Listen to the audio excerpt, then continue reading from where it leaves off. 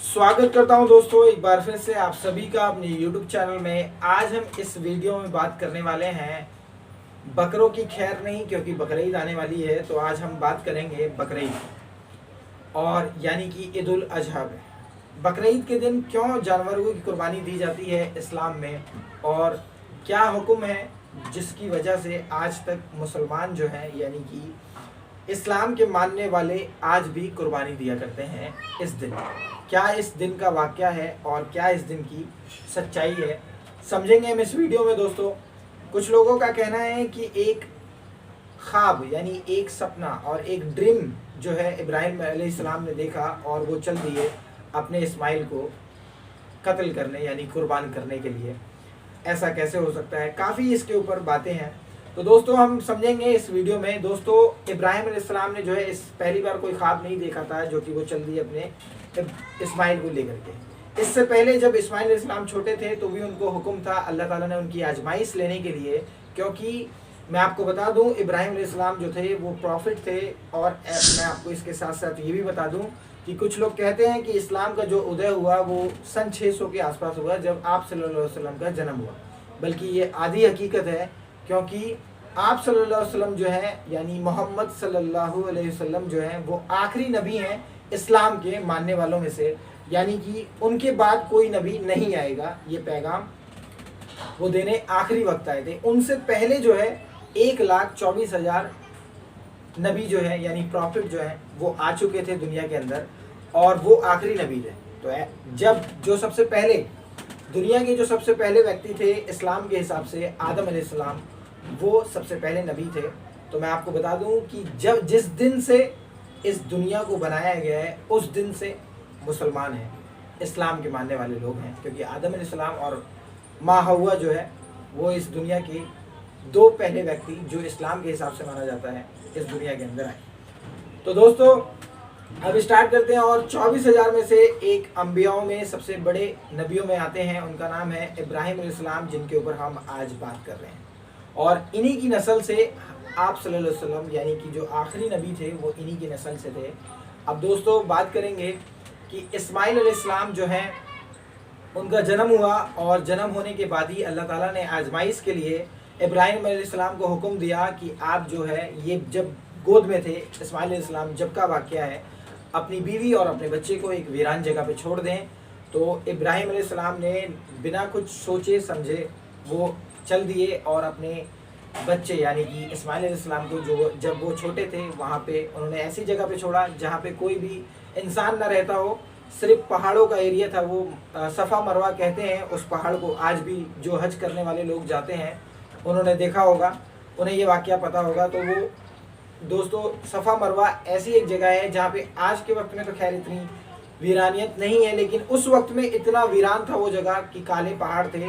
तो वहाँ पे छोड़ दिया था जब वो गोद में थे इब्राहिम अलैहिस्सलाम ने, क्योंकि अल्लाह का हुक्म था कि वहाँ पे छोड़ने का। उसके बाद जब वो जवान हुए, जवान होने के बाद यानी जवान यानी ज़्यादा उम्र नहीं थी, तो जब वो इस्माइल अलैहिस्सलाम जवान हुए यानी थोड़े बड़े हुए तो उनको हुक्म हुआ अल्लाह का कि आप जो है सबसे ज़्यादा जिससे मोहब्बत करते हैं यानी कि जिससे आप सबसे ज़्यादा मोहब्बत करते हैं आपको उसे कुर्बान करना है अल्लाह की राह में। तो उन्होंने बहुत कुछ कुर्बान किया, लेकिन कहा गया कि नहीं, आपने जिससे आप सबसे ज़्यादा मोहब्बत करते हैं। तो मैं आपको बता दूं कि इस्माइल अलैहिस्सलाम से ज़्यादा मोहब्बत करने का रीज़न क्या था इब्राहिम अलैहिस्सलाम का।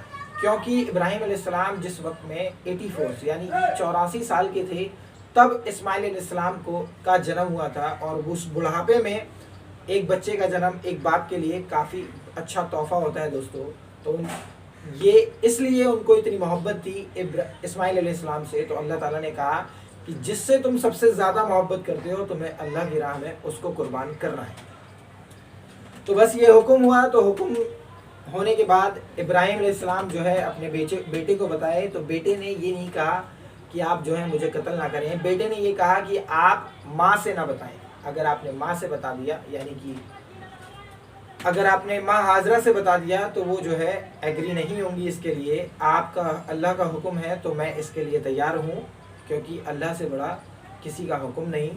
तो इब्राहिम अलैहिस्सलाम चल दिए अपने बाप के साथ और कुर्बान होने के लिए। उसके बाद जब उन्होंने छुरी उठाई और छुरी उठाने के बाद जब अपने बेटे के गर्दन पे लगाया, तो उसी वक्त जो फरिश्तों के सरदार हैं, जिसे हम इस्लाम में फरिश्तों के सरदार कहते हैं, यानी जिब्राइल अलैहिस्सलाम, वो जो है एक दुम्बा लेके आए और अपने बच्चे, उन्होंने आँख पे पट्टी बांध ली थी। मैं आपको बता दूं इसके साथ साथ, क्योंकि इब्राहिम अलैहिस्सलाम ने बोला था कि अगर आपने आँख पे पट्टी नहीं बांधी तो आप मुझे कुर्बान नहीं कर पाएंगे, क्योंकि वो एक बाप है। आप इससे समझ सकते हैं कि एक बाप को अपने बेटे को कत्ल करना कितना मुश्किल है। लेकिन ये हमारे अल्लाह का हुक्म था तो करना ही था। तो उन्होंने क्या किया, उन्होंने कहा अपने बाप से कि आप जो है अपने आंखों पे पट्टी बांध लें। आंखों पे पट्टी बांधने के बाद मैं आपको दिखूंगा नहीं और मेरा दर्द आपको नहीं दिखेगा, तो आपके लिए बड़ी आसानी होगी।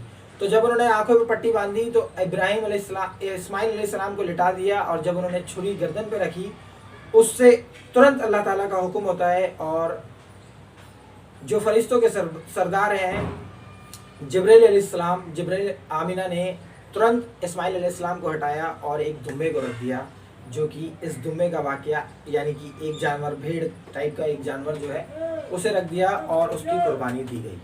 तो उसको ज़िंदा करने के लिए फिर उसके बाद मैं आपको इसके साथ साथ ये भी बता दूं कि ये इस्लाम के मानने वाले जितने भी लोग हैं वो मोहम्मद के मानने वालों में से हैं, यानी कि ये मोहम्मद की उम्मत है। तो अगर आप सल्लल्लाहु अलैहि वसल्लम ने ये नहीं किया होता, यानी कि उन्होंने भी जो है कुर्बानी दी थी, तो अल्लाह ताला ने आप सल्लल्लाहु अलैहि वसल्लम से इस कुर्बानी को ज़िंदा किया, और आज तक ये सभी इस्लाम के मानने वाले लोग इसी दिन कुर्बानी देते हैं, यानी कि ईद उल अजहा के दिन।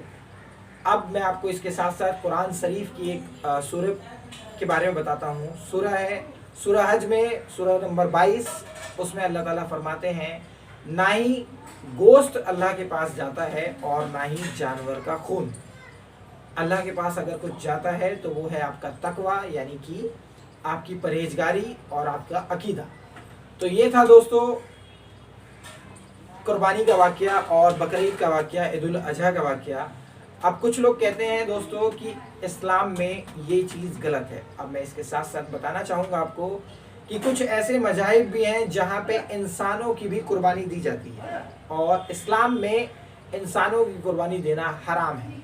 अब कैसे मज़ाहिब हैं, हमारे हिंदुस्तान में ही आपने देखा होगा, कई जगह पे आपने सुना भी होगा कि अगर आपने बेटी की बलि दे दी और अगर आपने इतने छोटे बच्चे की बलि दे दी तो आपकी शक्ति जो है वो और ज़्यादा बढ़ जाएगी। ऐसे वाक़या जंगलों में और असम में खास करके, और असम के कुछ प्रांतों में, और इसके बाद नागालैंड के साइड, और इसके बाद हमारा त्रिपुरा, मणिपुर और बंगाल, इन एरियाओं में ज़्यादा सुनने को मिलता है, और आपने कई दफ़ा न्यूज़ में सुना भी होगा।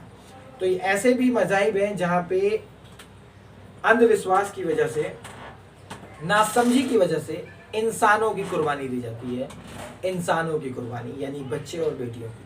तो ये पूरा वाक़या मैंने आपको समझाया, आप समझ गए होंगे इस वीडियो के अंदर कि क्या था पूरा वाक़या, और मैं आप ये भी समझ गए होंगे कि आखिरी नबी थे आप सल्लल्लाहु अलैहि वसल्लम, ना कि पहले। तो इस्लाम जो है उस दिन से है जिस दिन से ये दुनिया है।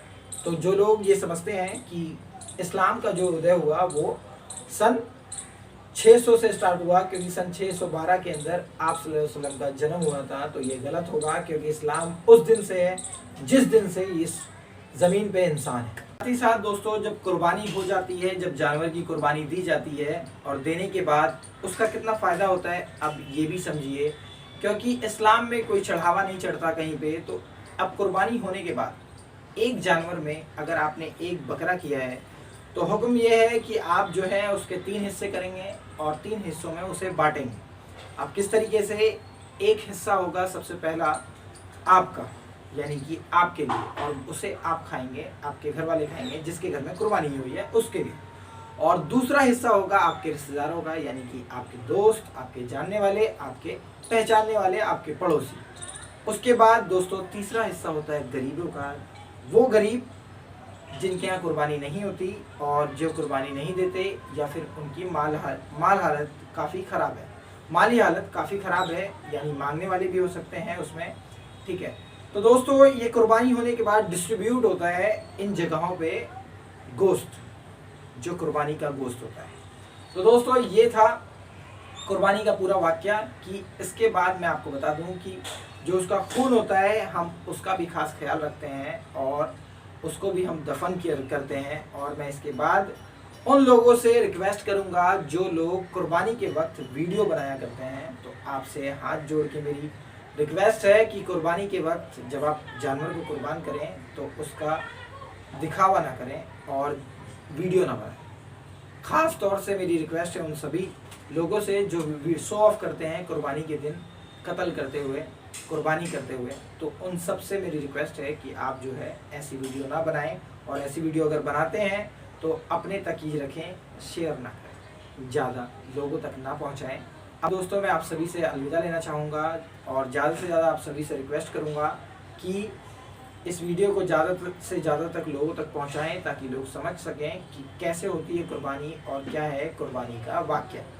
तो दोस्तों इसी के साथ अलविदा लेना चाहूँगा। फिर एक बार मुलाकात होगी किसी दूसरे वीडियो में किसी दूसरे टॉपिक के साथ। जब तक के लिए जय हिंद।